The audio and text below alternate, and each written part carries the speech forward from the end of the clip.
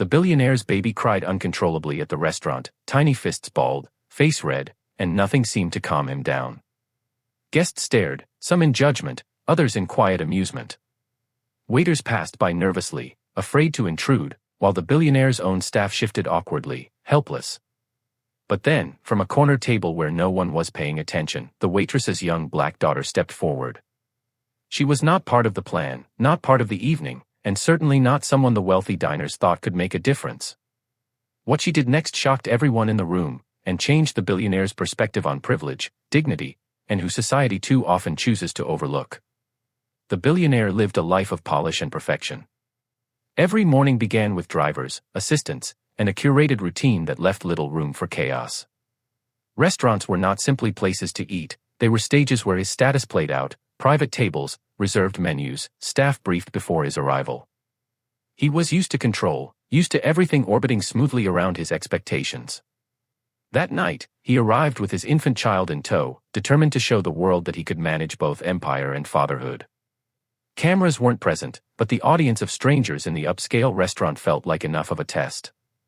The dining room was immaculate, soft lighting, glasses gleaming, plates placed with precision.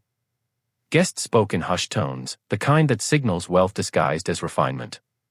Waitresses moved gracefully, balancing trays heavy with meals priced more like art than sustenance. Among them was a woman working double shifts to cover rent, her uniform crisp but her eyes weary. She carried with her a quiet strength shaped by years of labor few noticed and even fewer respected. That night, her daughter sat in the corner, waiting for her shift to end, doing homework on napkins, too young to be left home alone and too old to be invisible.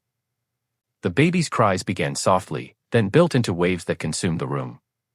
The billionaire shifted uncomfortably, bouncing, shushing, rocking, but nothing worked. Patrons grew restless. Some frowned, others whispered, a few shook their heads as if wealth should come with immunity from human struggle. The billionaire's staff hovered nearby, but their training had not prepared them for this simplest of tests, a child's tears. The baby's wails rose higher, echoing off marble floors and glass walls, slicing through the quiet elegance. That was when the waitress's daughter noticed. She closed her notebook, pushed back her chair, and stood. At first, no one registered her presence. She was just a child, one of the many invisible figures in service spaces. But with a confidence that startled even her mother, she approached the billionaire's table. Guests exchanged glances, some with curiosity, others with disapproval. What could this girl possibly do that a team of adults could not?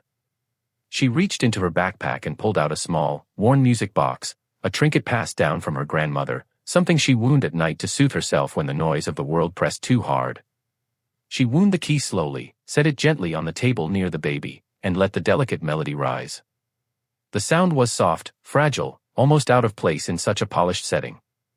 But the baby's cries faltered, then softened, then stopped altogether. His tiny hands reached toward the music box, captivated. The restaurant froze. Forks hovered midair, conversations stopped, even the staff paused. The billionaire looked at the girl in disbelief, then at his silent child, and then at the humble music box. For the first time that evening, his control did not come from wealth or power, but from the courage of a child society would have dismissed without thought. The climax arrived not in the silence itself, but in the reaction. Some guests clapped politely, as if a performance had concluded. Others sneered, muttering about how inappropriate it was for a child to interfere. A few whispered judgments laced with racism, insinuations that the girl had overstepped, that she didn't belong near their tables. The waitress rushed forward, apologizing under her breath, trying to pull her daughter away. But the billionaire stopped her. His voice carried not anger, but something new, recognition. He had witnessed what no one else had, the courage it took for a child, a black child in a room that had already written her off, to step forward when others had looked away. In the days that followed, the story spread. Some diners recounted it as an amusing anecdote, others as a moment of unexpected beauty. But for the billionaire, it became a turning point. He thought about how quickly the room had judged, how easily people had dismissed the girl before she even acted, and how deeply racism and classism had shaped their assumptions. He realized that the same biases that nearly silenced her in that room were the same forces that kept millions of other children from opportunities their talents deserved. He acted not with spectacle but with intention. He reached out to the waitress, offering her stability, support, and respect, raising wages, ensuring fair treatment, and creating opportunities not just for her daughter, but for others like her. More than that, he used his influence to fund programs for children in underserved communities, providing access to music, art, and spaces where gifts could bloom without ridicule. He spoke publicly about what he had learned, not to make himself a hero, but to call out the comfortable lies people tell about who belongs where, and who deserves to be heard.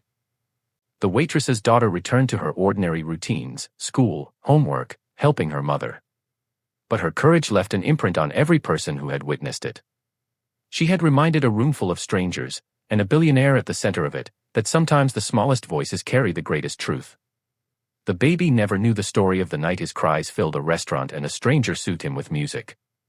But the world that child would grow up in shifted, however slightly, because someone dared to act against the grain of prejudice. If a child's small act of kindness can silence a room of doubt and prejudice, what might happen if we all refuse to stay quiet when injustice sits in front of us? The next time you see someone dismissed, ignored, or ridiculed, will you look away, or will you let their courage remind you to act?